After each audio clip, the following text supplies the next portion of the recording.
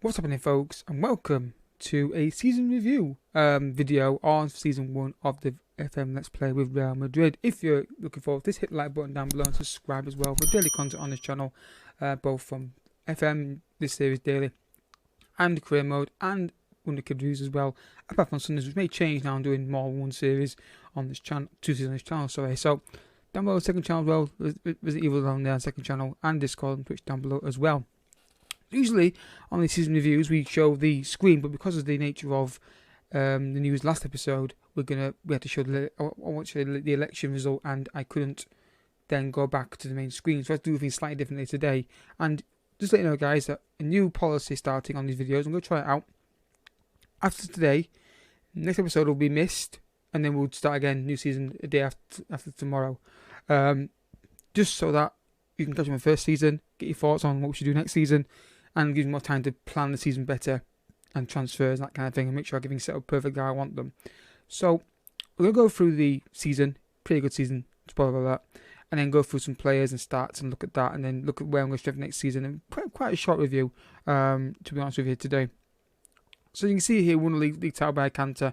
We actually didn't do much in the last few games of the season in terms of performances, because we were rotating quite a lot. We won games, but we rotated a lot for the League Champions League final that we won last episode. As you can see, Barcelona finished outside the top 4, which is very surprising that they finished 5th, because that is a big surprise. I mean, we could actually do with looking at some players, maybe, again, I have to look at it more in depth, like Dembele's on the last transfer list. What's he listed for, by the way? I was just curious. £59 million. I mean, he's a player I always wanted to play use on FM, but what was in this save, obviously. But we could maybe nick some players for them if they actually decide to leave the club because of the fact they're at Champions League. Messi still there, of course. Signed a new contract, I believe, as well. Yes, he did. So Barcelona finishing 5th. I think I've never seen them not in Champions League football this early in the say before.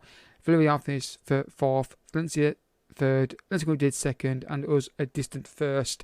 Very good season from us here. Very pleased with how we just kicked on with the performances early in the season. A little bit of wobble at one point, but we recovered. Champions League was a fantastic performance from us. 5-1 in the final. Being on screen now to show you the stats for that final. We were a better team. You saw the full game if you watched this episode. Fantastic. Salah, what a signing he's been. I'm pretty sure you know who the season will be. Actually, the season is going to be as well.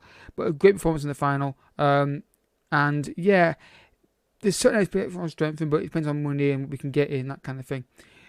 Cups, disappointing the Cups. Won Super Copa, that's great, but Copa del Rey we didn't really play well in it. That base game still annoys me how poor we were in that match. But we won Champions League in La Liga. You can't fault that as a starting point for a save, can you really? So I'm very pleased how we did there with that. So look at the squad and the stats here for the most goals, and it's Benzema who's got 33 goals this season. He's been fantastic. He's my player of the season, by the way. He's been so good this year. I've always wanted to manage him on FM, and never had a chance really, because getting my Real Madrid is hard. But what a player he's been this season. 33 goals in 48 appearances. That's insane numbers. And 33 years old. Look at the physicality. It's still pretty damn good. So I'm delighted with him.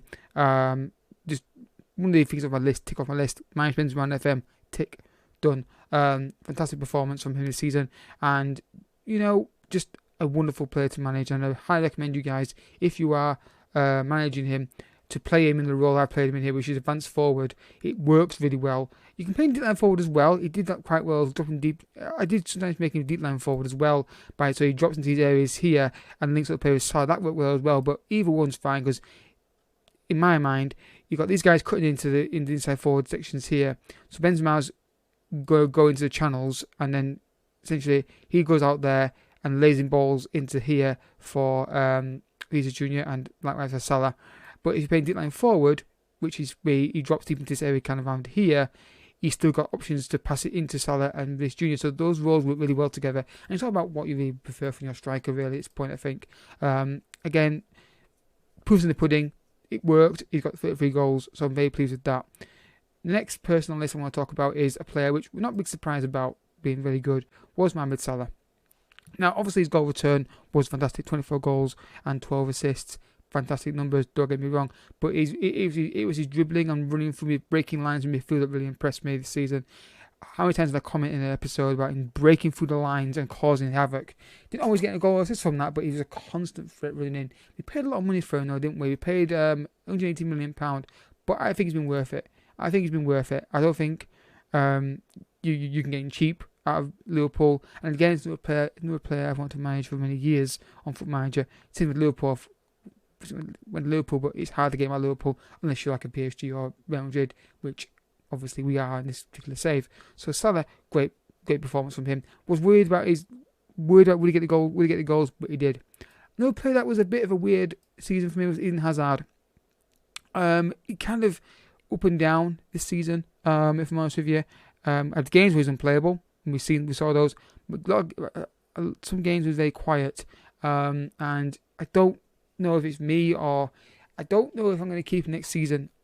If I do, it'll be with the vision of getting somebody back up for him. But I think I'd have to sell him for a lot of money and get someone else in. He's on 400k a week, and I don't think he's worth 400k a week, if I'm honest with you. But not a bad season, but not amazing. One player that I will back every time he plays is Valverde. He's very critical of what we did this season. He's got 13 tackling, but it felt like it was less than that. More than that, sorry. He was absolutely fantastic in midfield, breaking the ball up, essentially covering for Cruz as well, because lack of the pace of Cruz we mentioned before on many occasions. But Valverde was a fantastic player this season, and I wish I could give him the award of player of the season, but I can't really do that because of the goals that a certain other player knocked in as well. But he was very critical of what we did in the season. Other players that did quite well. I think one player was a new signing that came in. Where is he? It is Thiago Almeida. All right, not many goals and assists, but he was very, very solid when he came into the team, and he's got a lot of development in him. Really liked how he played. Not just obviously again in episodes where we did live comms, he was getting goals and assists in those games occasionally, but his just general play looked really good as well. And I think he's definitely somebody that I'm excited about. Obviously, this team's not a long-term one because we're going to win the Club World Cup. Hopefully, that's going to be the first time we go into it. We're going to be ending the save here, unless you guys want to see a long-term Madrid save, then feel free to put in the comment section. But that's the plan. Win the Club World Cup and then end the save.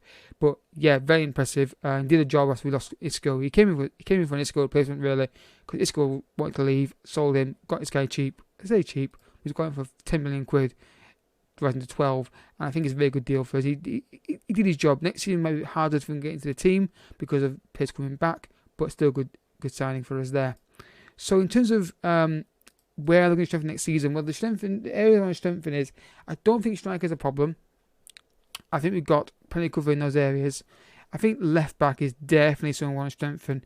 It all depends on what happens with Mendy. Mendy's been linked with moves to other clubs. There's interest in him, well, there was interest in him for his injury from Man City. So I'm going to try and get this guy to be renewed potentially. But the tackling is not great. I do think we do better at left back. I don't want to sell Mendy, but I do think a young left back is definitely on the cards, and definitely a midfielder more mobile for Cruz. So left back and centre mid are kind of the areas I want to strengthen in. And I've got a couple of names in my mind for both those positions. It's just a matter of whether we can get them in or not. So I think Modric will be leaving, I think, most likely. Get the wages off. I think Cruz is fine to keep because I prefer Cruz to Modric. It's a tight call. But I may try to offer them both out and see if I can get a bite on Toni Cruz for the money that he's worth, because that would be helpful for reinvesting in the team. So it's more likely to be Modric moves out. And I'll be obviously getting a young midfielder in there that I can develop. There are some players on the list I'm trying to get on a free transfer. I'll let you know about that next episode, if I do those deals or not. One player specifically would join us, but he's waiting to see his options, so I'm going to keep hammering and keep an eye on him. one player leaving the club for certain is Vasquez. Just doesn't fit my plans. 100k a week, don't play, get him out the door. He'll be sold pretty damn quick, I'd imagine. And Marcelo will definitely leave. Marcelo's leaving the club as well. Where he goes, I have no clue. That's 200k off budget right there. So it's going to be a case of moving players on who are finished players and bringing in young talent or established players that we can bring in. Speaking of which, there's plenty of players out on loan right now who are going to be sold. I think Mayoral is going to be sold. Not going to play. £70 million there roughly for him. Cabellos, he'll be sold as well. That's no 20 million quid also there.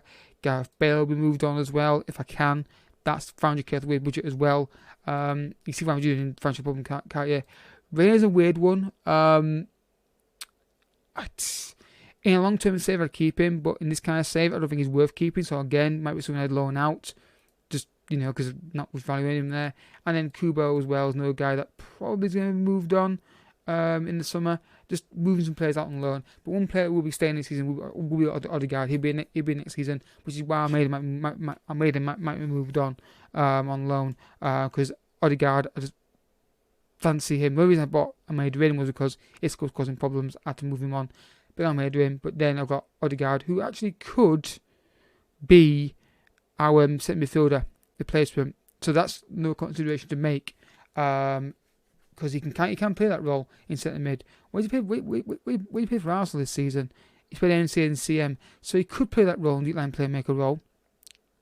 He likes to come to get the ball, pass around to score, so he could play deep line playmaker role. It might be something that we look at next season.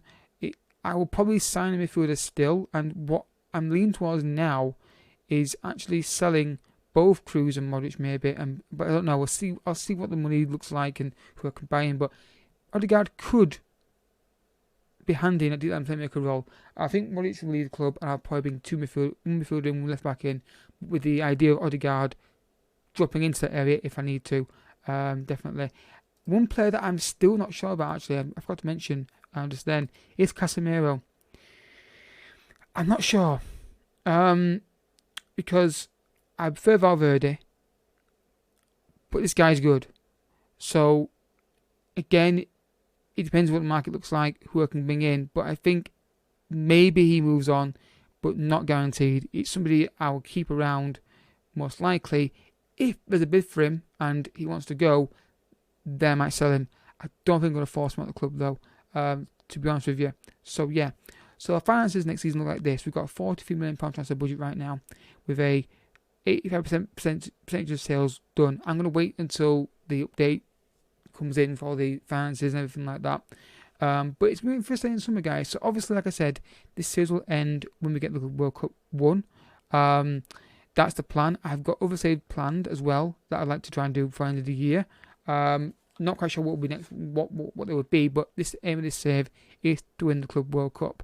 And we've done the main aim now. We've won the Champions League already once, which is amazing. We did it in our first season. We look at the form. I mean, pretty damn good. I mean, Champions League, just filter it out and look at who we played in Champions League. So look who we played in it. So we played Leipzig. Is that the Leipzig though? Yeah, it's not, is it? Oh yeah, it is. It is. We played Juventus and Man United. Not the most taxing route to the final. Man United were pretty good, but group is pretty damn good for us. And then we had Porto in the final, so we got a bit lucky with the draw a little bit here, I think. Juventus were a better team in both those ties, just blitzed them in the second leg, but a good season overall. And also, I don't think we lost a single game to Barcelona, I don't think. Let's check that. Barcelona, we won on penalties. When did we next play them? Oh, we lost. Oh, wow, we lost. Okay, yeah, lost 6-1 to them. I don't remember that game. Maybe it was an off camera. Must have been because I think that at that point League was already 1-1, wasn't it? So it was like an off camera game, and we had no fitness in it. So yeah, I remember now. Second string. Yeah, I remember now. Second string. I put a second string out because I was listing players for the second leg Champions League. That's what I did. Yeah, I can't remember now. So yeah, that's the plan this season, guys. Is to move some players on. Like I said, guys, to make sure I get the season done, my pre-season done properly, I'm gonna leave a gap of a day after today's episode, and then come back to you literally day after tomorrow, unless I feel I can get it done in one day. It depends how long it takes. I want to take my time with it. If time allows, I'll record an episode. Usually we start the season with the cup, cup community shield version, whatever it is one. We'll see what happens, guys. So if you enjoyed, I'll leave it on the competition screen. If you enjoyed this episode, I hope you have. Hit the like button down below. Subscribe if you're new as well. I'll catch you all next time. Bye bye.